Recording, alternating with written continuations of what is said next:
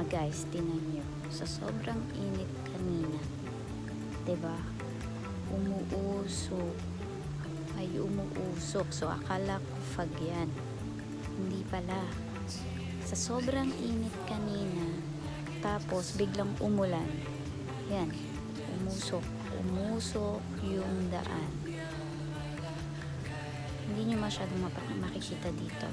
Doon, ito, papakita ko sa inyo. Yan. Ito. Yan yung usok, diba? Yan, akala ko fog yan. Usok yan ang galing yan dyan sa semento. Yan. Galing yan sa semento. Nag-steam sa sobrang init kanina. Diba? First time kong makakita ng ganyan. Dito lang. Grabe.